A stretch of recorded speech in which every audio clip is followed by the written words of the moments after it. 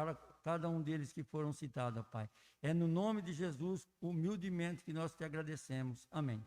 Amém, Senhor. Amém. Deus abençoe, meus amados, que a vontade do Senhor seja feita em nossas vidas. Quero convidar você a abrir sua Bíblia em Hebreus capítulo 11, os versículos 1 a 3. Hebreus capítulo 11, versículos 1 a 3.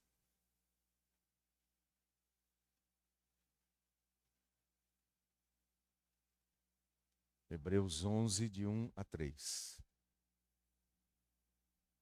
Ora, a fé é a certeza de coisas que se esperam, a convicção de fatos que não se veem. Pois pela fé os antigos obtiveram bom testemunho. Pela fé entendemos que o universo foi formado pela palavra de Deus, de maneira que o visível veio a existir das coisas que não são visíveis. Pai querido, queremos agradecer ao Senhor pela tua palavra santa, eterna e poderosa. Em nome de Jesus, queremos agradecer por esta revelação bendita que o Senhor deixou e tem preservado até aqui para todos nós. Podemos nos alimentar dela e conhecermos o Senhor através desta palavra.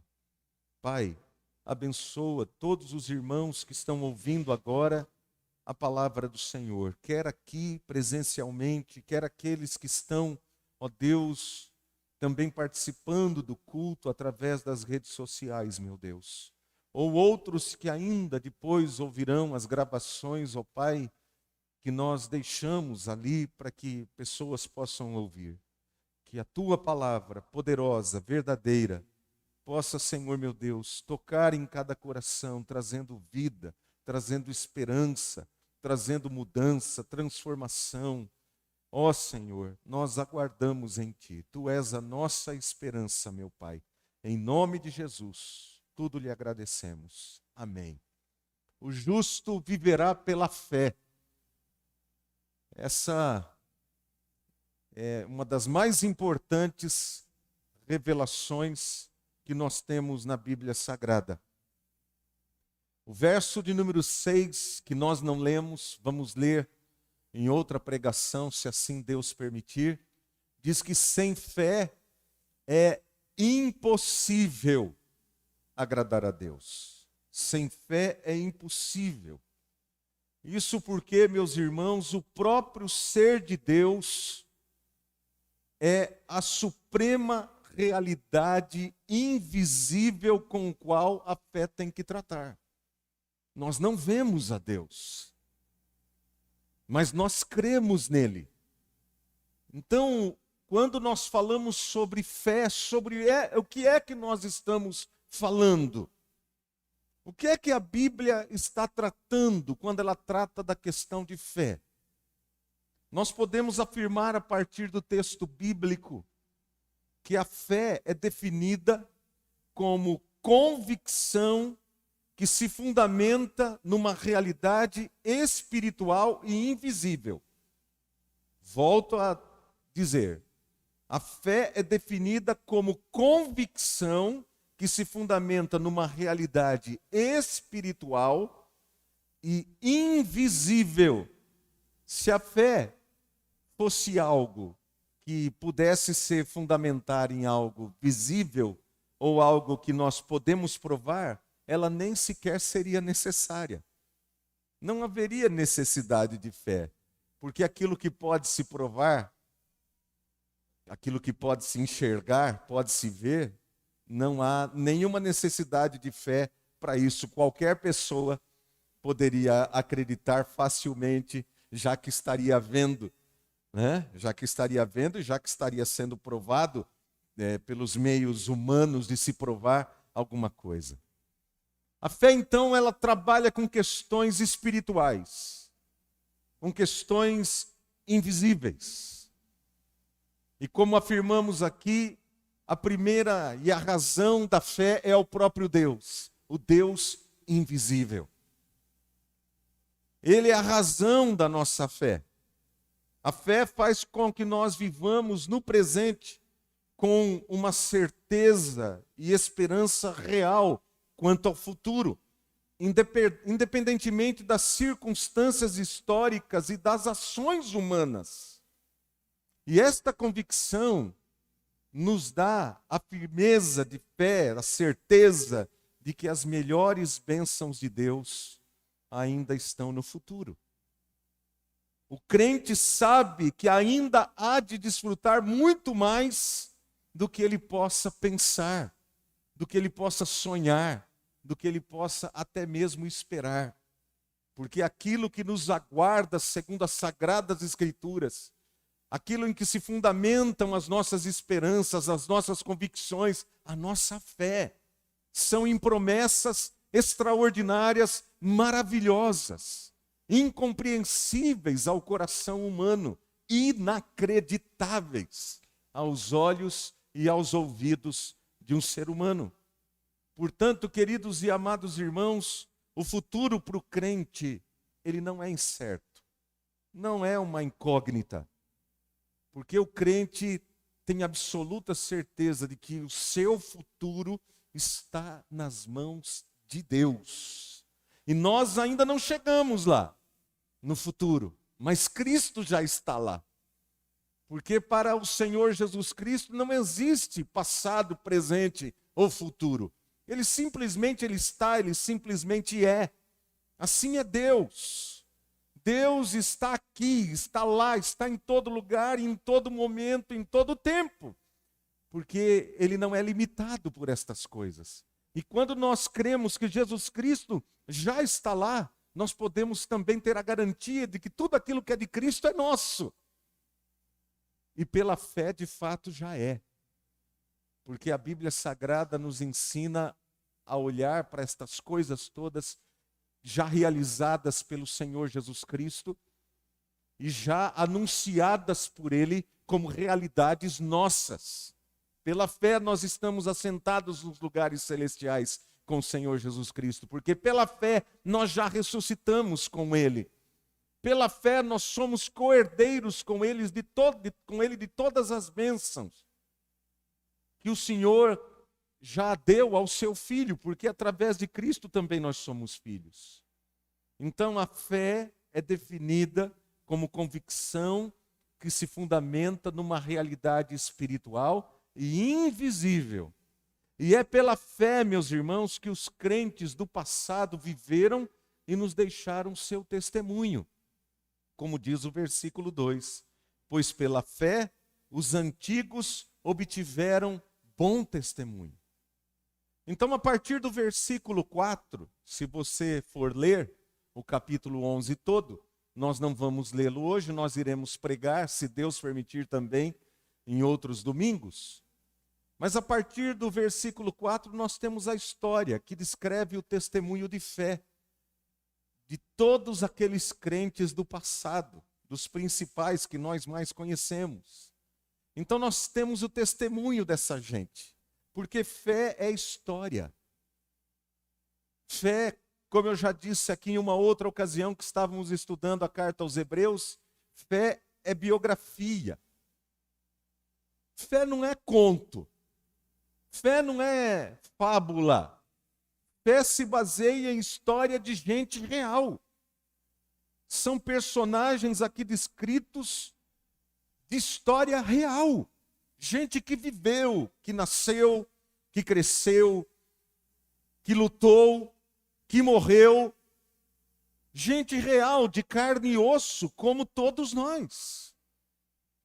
E é o testemunho da fé viva desses homens, da fé viva em Deus e nas promessas de Deus, que foi considerado digno pelo próprio Deus de aqui serem relatados, para que fossem transmitidos a outras gerações e chegassem até nós. A ponto da Bíblia Sagrada, nesse mesmo capítulo, dizer que esses homens, o mundo não era digno desses homens, porque não se encontra fé no mundo. Aliás, o Senhor Jesus Cristo disse bem numa das suas num dos seus ensinos, ele diz que quando ele voltar, será que ele vai achar fé na terra? Ele faz essa pergunta. Será que ele vai achar fé na terra? Entre as pessoas, porque fé não está nas coisas. Fé está ou não no coração das pessoas. Fé não está nos animais, não está nas árvores. Fé está no coração de pessoas como eu e você, como gente de carne e osso. Tanto é que quando a Bíblia descreve aqui a fé, descreve pessoas, seres humanos, que tiveram fé. Esses personagens históricos, eles viveram numa realidade visível, semelhante à nossa. Preste bastante atenção nisso.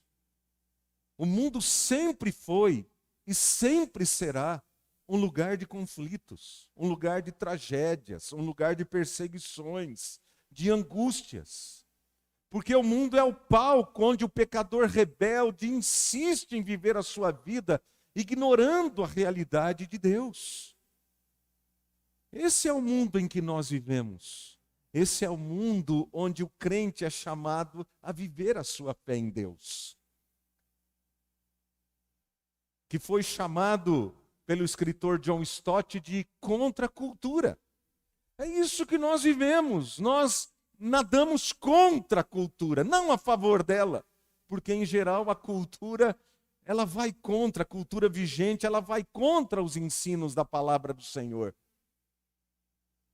E é essa fé que nós somos chamados a viver e a demonstrar, a praticar no nosso dia a dia. É neste mundo que, apesar de todas as suas realidades contrárias à vontade de Deus, é neste mundo também que pecadores que estavam mortos espiritualmente são alcançados pela graça de Deus em Cristo Jesus e são convidados e desafiados a andar com Deus, a seguir a Jesus, enquanto a grande maioria se opõe e se nega a fazê-lo. Então, quando você olha para esses personagens bíblicos, você olha para Abel, você olha para Enoque, você olha para Abraão, você olha para Moisés, você olha para todos esses grandes personagens que estão retratados aqui no capítulo 11, você vai observar o quê? Que eles viveram dentro de realidades semelhantes à nossa, foram confrontados em sua fé diariamente, tiveram que tomar decisões, tiveram que renunciar muitas coisas, tiveram muitas lutas espirituais, precisaram tomar decisões, precisaram fazer escolhas, e todas estas revelavam a fé que cada um tinha em Deus. Quando você lê este capítulo, você vê, por exemplo, que por 23 vezes aparece o substantivo fé nesse texto. Das 23 vezes, 18 descrevem o andar desses servos do Senhor, dizendo, pela fé. Começa assim, pela fé, Abel ofereceu o sacrifício mais excelente.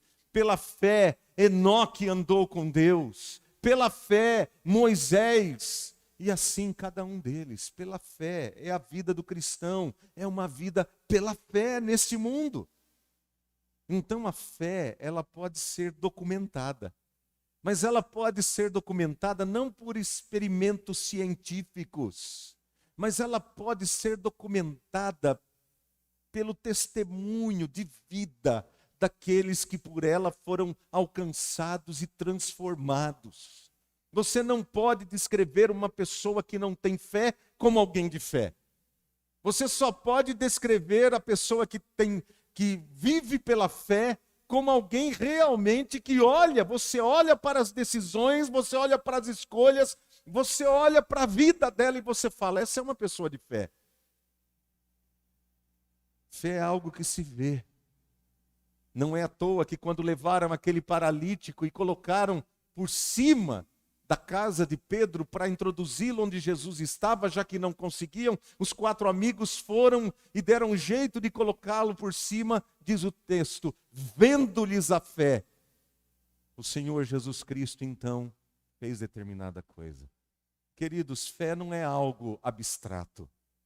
Fé não é algo que você simplesmente diz, eu sou uma pessoa de muita fé. Fé é algo que se traduz em vida, em prática, em decisões, em escolhas. Quando todos vão para uma direção, o homem de fé, ainda que todo mundo diz não, se ele tem uma promessa de Deus, se ele tem uma palavra de Deus, e aquilo é suficiente, não importa se todo mundo foi ao contrário, ele vai pelo caminho que a palavra de Deus e que as promessas de Deus o conduzem. Então a fé, ela é transformadora.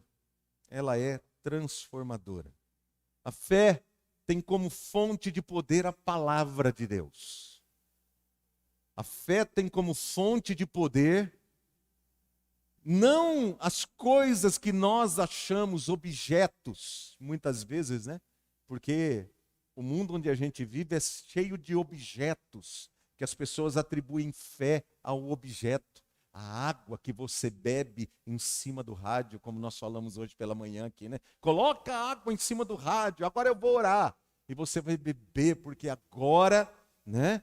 Ou você leva um sabonete, uma vassoura, tem de tudo. Aí você pode escolher no mercado da fé, você vai achar de tudo quanto é absurdo para levar. A fé também, ela não está em pessoas que são tidas como santas, que nós as buscamos em momentos de crise e de problemas. A fé se fundamenta nas Escrituras e no Deus das Sagradas Escrituras. Porque ela se fundamenta nesse Deus e no poder da sua palavra. Olha só o que diz, versículo 3. Pela fé, entendemos que o universo foi formado pela palavra de Deus, de maneira que o visível veio a existir das coisas que não são visíveis. A fonte originária da fé é a palavra de Deus. Não só quando pensamos em fé para salvação, mas da fé como um todo. Vem da palavra do Senhor, do relacionamento com Deus e com a sua palavra.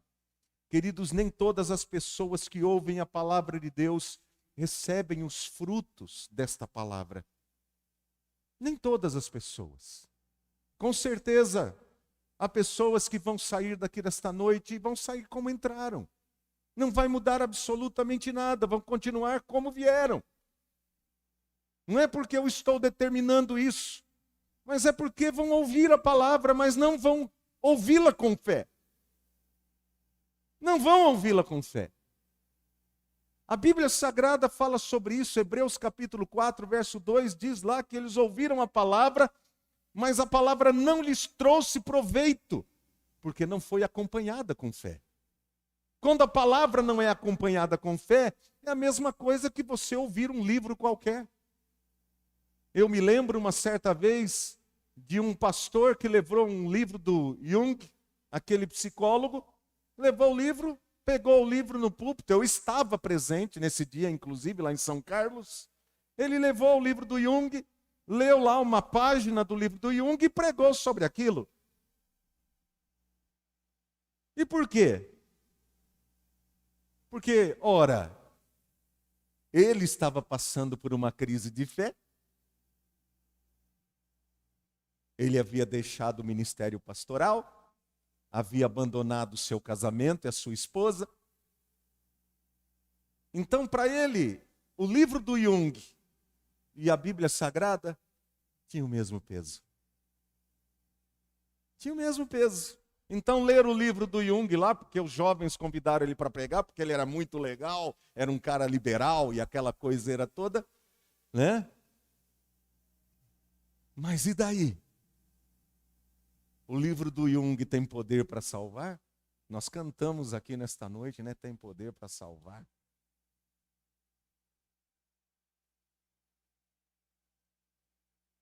A palavra de Deus é poderosa. E ela deve ser acompanhada de fé. Um exemplo disso está diante dos nossos olhos aqui no texto. O universo criado por Deus, pelo poder da sua palavra. Pela fé entendemos que o universo foi formado pela palavra de Deus.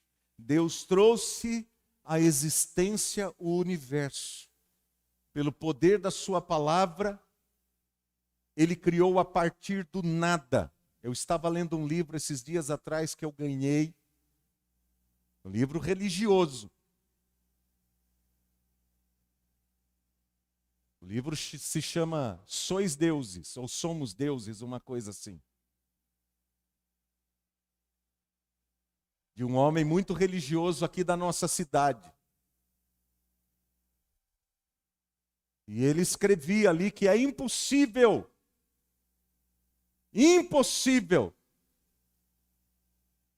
que o mundo tenha sido criado a partir do nada. Para quem não tem fé, é impossível mesmo. É impossível. Não importa o quanto você seja religioso. Porque a Bíblia Sagrada é a palavra de Deus. E a Bíblia Sagrada, que é a palavra de Deus, ela está dizendo, é o testemunho da boca de Deus,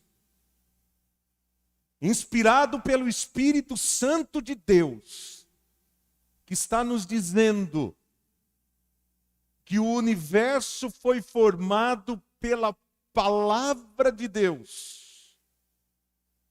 de maneira que o visível veio a existir das coisas que não são visíveis. Meu irmão, não dá para ter meia fé. Ou você tem a fé toda, ou você não tem a fé. Não tem como. Ah, eu sou um homem de meia fé. Eu acredito até nisso, eu acredito naquilo. Não dá para a gente fazer na Bíblia como quando a mulher vai escolher feijão. Para você dizer, esses aqui estão bons e esse daqui não me serve. Se não serve essa parte, aquela também não serve. Entenda isso. Não há como você pegar esta palavra e dizer o que eu vou crer e o que eu não vou crer. Se você não crê em partes dela, você não crê em nada dela. Essa é a verdade. Essa é a questão. Não há como coadunar uma teoria que diz que não foi Deus que criou, que foi de uma outra maneira, e ao mesmo tempo com aquilo que a fé diz. Não há. Esqueça isso. Não há como agradar a Deus senão pela fé. Sem fé é impossível. Entende isso? É impossível. Eu não posso provar isso para você. Eu não posso fazer com que você creia nisso. Mas eu posso com toda certeza dizer que se você não crê nisso, você não crê no Deus da Bíblia. Você não crê no Deus de nosso Senhor e Salvador Jesus Cristo. E se você não crê nesse Deus, você não é salvo. Você está totalmente perdido, mesmo sendo um bom religioso, como tantos outros já foram. Porque não há salvação fora dele. Entenda uma coisa, se você não crê que Deus tem poder e a sua palavra é poderosa para trazer do nada a existência de um universo, como é que você vai crer que Jesus Cristo se encarnou no ventre de uma jovem chamada Maria? Sem haver coabitação entre um homem e uma mulher.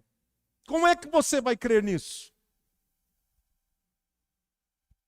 Você entende que é da mesma semente, a semente de fé? Tanto é que Maria pergunta, como é que pode isso? Eu nunca me deitei com homem algum. E o anjo diz que os impossíveis para os homens são possíveis para Deus. Por causa do poder de Deus. Basta uma palavra. Basta uma palavra do Criador e as coisas, elas vêm à existência. E vem à existência como Ele quer, do modo que Ele quer. Até mesmo se for necessário parecer milhões de anos, Ele faz isso. Bilhões de anos Ele faz isso. Mas ou você crê, ou você não crê. Não tem como ficar na encruzilhada. Acender uma vela para Deus e outra para o diabo. Não tem como. O mesmo Deus que criou os céus é o Deus que veio ao mundo na pessoa do seu Filho. E por meio dele todas as coisas foram criadas e sem ele nada do que foi feito se fez. Então negar a criação por obra desse Deus todo-poderoso é negar o Filho. Porque é por meio dele que as coisas foram criadas. É não dar glória a Deus. É não dar glória ao Filho, por meio de quem todas as coisas foram criadas. E se Jesus, ele não tem capacidade para criar e trazer à existência o universo do nada, ele não tem capacidade para nos salvar do inferno.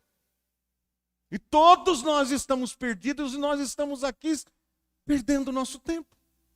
Você consegue entender isso? Eu não estou bravo não, pode ficar tranquilo. É apenas a questão da argumentação. Mas você consegue compreender esta verdade? Como que ele pode não ter poder para criar o universo do nada e me salvar do inferno, do diabo?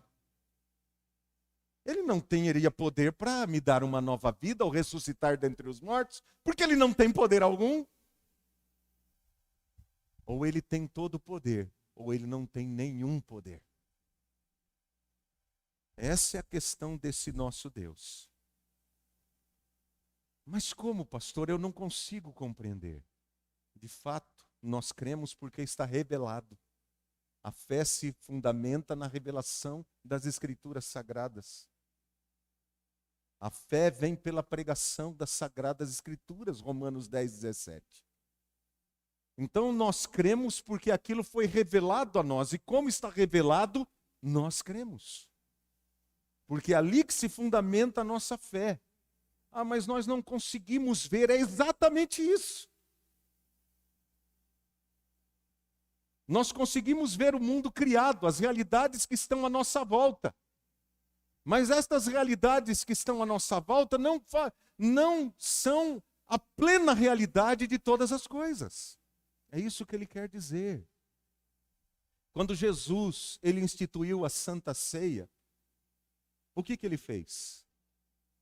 Ele não cortou o seu pulso e falou, tomem o meu sangue. Ele não tirou uma parte do seu corpo e comam o meu corpo.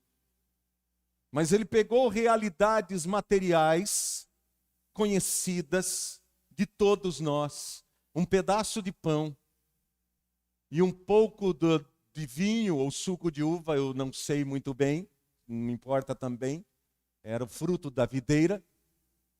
E ele tomou aqueles dois elementos conhecidos do dia a dia de qualquer cidadão naquela época, e ele toma aquilo e ele diz, isso é o meu corpo.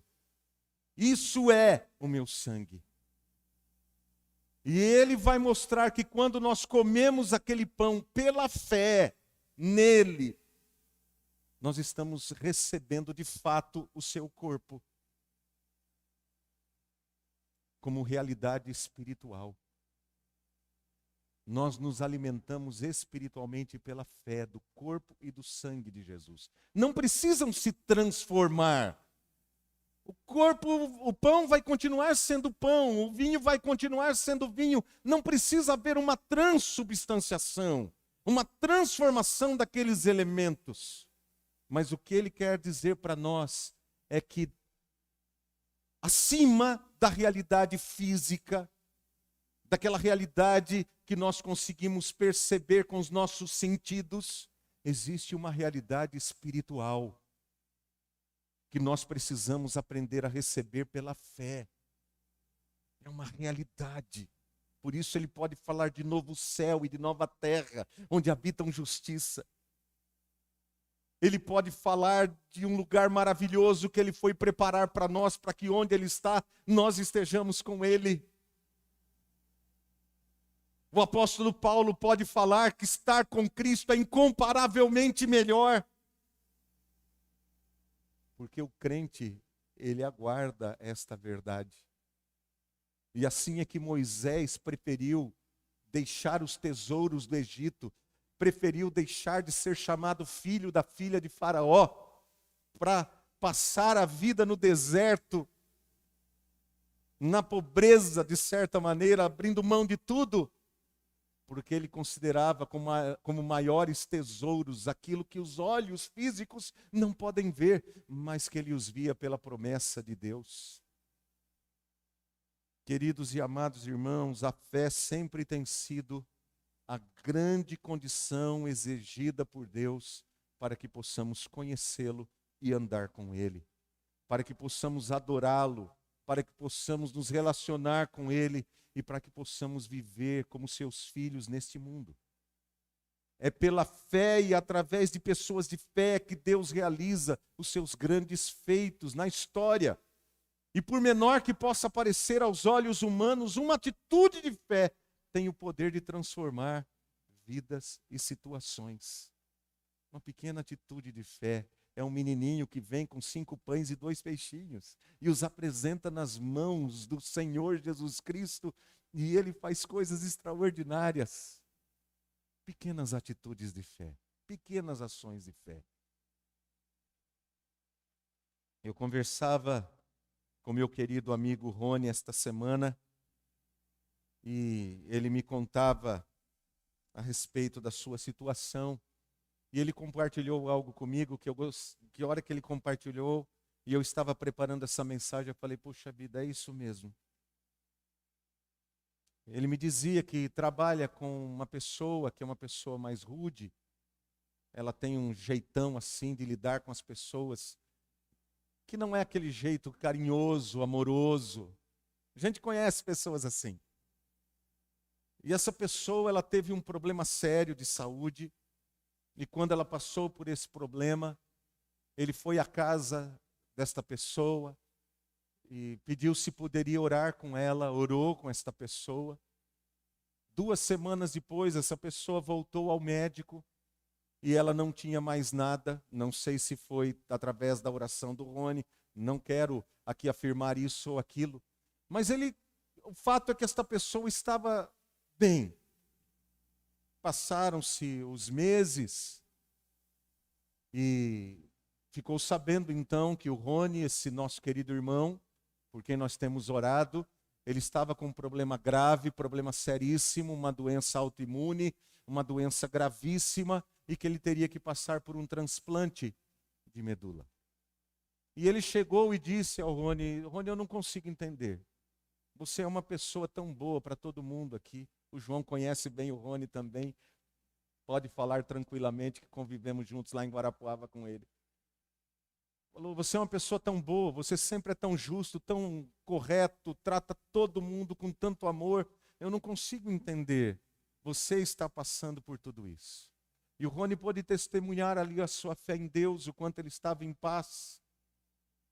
E agora, quando o Rony voltou lá para Guarapuava, depois de receber a alta, essa mesma pessoa ligou para ele, muito feliz em saber que ele tinha passado pelo transplante, estava passando bem, estava vencendo tudo. E ele disse o seguinte, exatamente o que eu cito aqui. Ele disse o seguinte para o Rony, se a sua igreja permitir, eu posso ir com você para agradecer a Deus o que Ele tem feito em sua vida? Se a sua igreja permitir, preste atenção, um homem duro, um homem rude, que tem dificuldade enorme para tratar com pessoas, mas que, ao ser tocado por um homem de Deus, que se importou com ele, e esse mesmo homem de Deus que está atravessando um momento muito difícil na sua vida, continuou dando testemunho, mesmo naquele momento muito difícil. Agora esse homem, que é uma pessoa que não tem muitos relacionamentos. Este homem vem e fala: será que eu posso ir à sua igreja para agradecer o seu Deus pelo que Ele está fazendo na sua vida? Você consegue entender o que é testemunhar a fé? Vivenciar esta fé nesse Deus do impossível? Queridos e amados irmãos, a fé trata essencialmente duas espécies de coisas. A primeira dela de coisas futuras, as que se esperam. A segunda de coisas que não se veem. E a fé está igualmente convicta sobre o futuro cumprimento das coisas que se esperam e sobre a realidade presente das coisas que não se veem. Você se lembra daquele profeta no Antigo Testamento que diante de um cerco, de um exército que foi até ali para prender o profeta, aquele rapaz ficou desesperado, enquanto Eliseu, o profeta do Senhor, disse: Senhor, abre os olhos dele para que ele possa ver. E quando Deus abriu os olhos do seu discípulo, ele viu que ao redor daquele monte havia centenas de cavalos e ali anjos que estavam ali ao redor daquele lugar para guardar aqueles servos do Senhor. Nós não vemos isso, mas é uma realidade que existe. Mas será que eu creio nisso? Meu irmão, eu não posso de maneira alguma forçar você a crer. Eu não posso de maneira alguma provar isso para você. Mas eu quero dizer para você que eu creio nisso de todo o meu coração. E eu vou morrer crendo nisso. E eu vou para o céu crendo nisso. Eu perderia a minha vida crendo nisso. Porque é nisso que eu creio, é isso que eu prego, porque eu creio de todo o meu coração. Eu creio de todo o meu coração. Se você colocasse aqui a bancada dos cientistas mais renomados, eu diria para eles: eu creio no Deus Criador do universo, que Ele fez com o poder da sua palavra todas as coisas. E não me importaria com absolutamente nada do que eles tentariam dizer daqui ou de acolá. Mas pastor, o senhor ignora a ciência? Não, de jeito nenhum. Mas quem disse que a ciência prova o contrário? Quem disse? Amados irmãos, por mais que os nossos olhos físicos não possam ver, Deus está no controle de todas as coisas. E a nossa vida, o nosso presente, o nosso futuro está nas mãos dEle. Sua palavra poderosa, ela continua viva e eficaz, como no dia em que foi escrito Hebreus capítulo 4, versículo 12. Que a palavra do Senhor é viva e eficaz e mais cortante do que qualquer espada de dois gumes. Ela continua tão viva e tão eficaz, atuando como ela sempre atuou.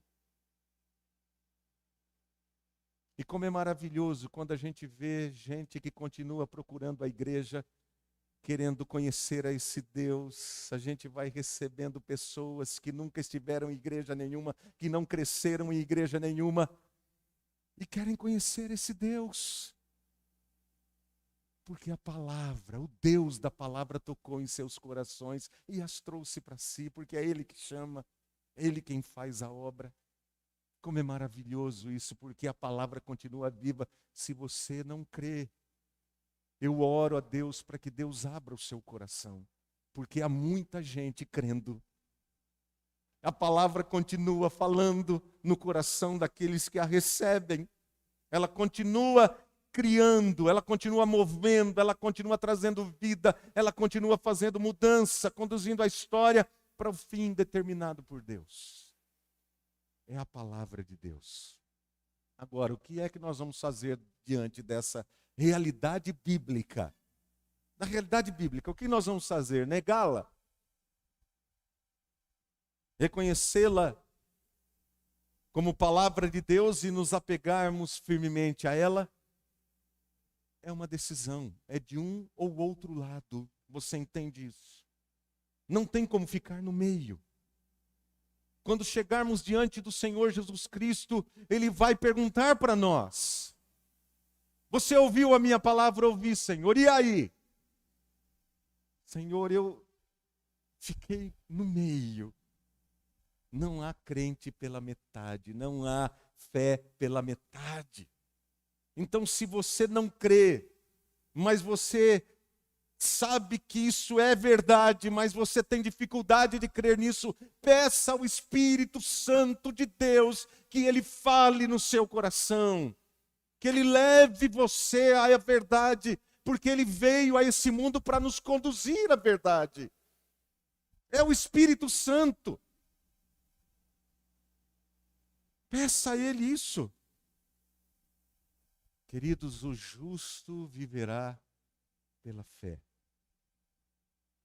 E se quisermos saber o que é um homem de fé, o que é a verdadeira fé, a fé viva, a fé encarnada, olhemos para Jesus Cristo. Por isso que Hebreus capítulo 12, que é a sequência do texto, ela vai dizer, olhando firmemente para o autor e consumador da nossa fé.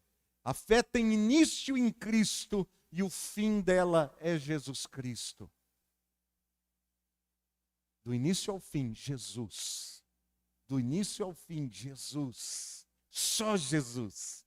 Por isso, a fé, ela honra a Cristo. Ela muda o nosso presente e quando Jesus Cristo voltar, trará consigo a realização de todas as nossas esperanças. Louvado seja o nome do Senhor Jesus Cristo. Louvado seja o nome do Senhor. A fé em Deus é a arma mais poderosa do mundo. É a arma mais poderosa. Nós temos em nossas mãos e em nosso coração a arma mais poderosa do mundo. Mais poderosa do que a bomba atômica. Mais poderosa do que bombas biológicas. Armas biológicas. Mais poderosa do que tudo isso. Nós precisamos crer, nós precisamos viver e nós precisamos pregar esta palavra, este Deus revelado através do seu Filho Jesus Cristo. É o que o mundo mais precisa, hoje e sempre, Jesus. Ele veio a esse mundo para salvar. Que Deus nos abençoe em nome de Jesus. Vamos orar.